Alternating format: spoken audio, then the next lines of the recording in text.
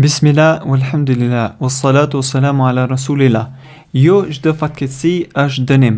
Disa fatkeqësi dhe sprova janë për shkak të dashurisë së Allahut ndaj besimtarit. I dërguari i Allahut sallallahu alaihi wasallam ka thënë, më të vërtetë shpërblimi i madh vjen me sprova, me fatkeqësi të mëdha. Dhe kur Allahu e do dikë, ai e sprovon atë.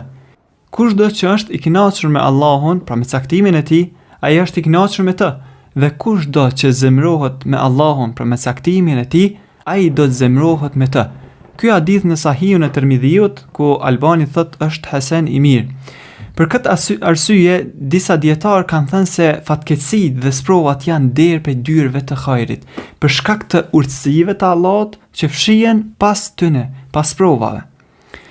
Ndër ato që kanë përmend dietarët është se sprova shlyen mëkatet. Sprovat bëhen shkak për faljen dhe pastrimin e gjunave, pastaj ngritja e gradave. Allahu sprovon besimtarin për ta ngritur në grada më të larta. Pastaj forcimi i besimit. Sprovat e shtyn besimtarin të lidhet fort me Allahun.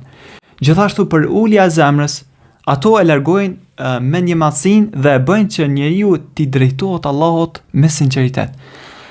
Gjithashtu vlerësimi i mirësive. Përmes vështirësive, njeriu e kupton më mirë vlerën dhe begatitë e Allahut.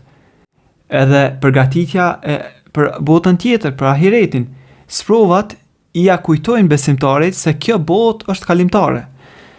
Pastaj edukimi me durim. Ato, pra sprovat, forcojnë durimin, kënaqësinë me caktimin e Allahut dhe mbështetjen tek ai. Andaj, nëse të ka godit ndonjë fatkeqësi apo sprov, bëj durim, shpreson shpërblimin e Allahut dhe mos u dëshpëro.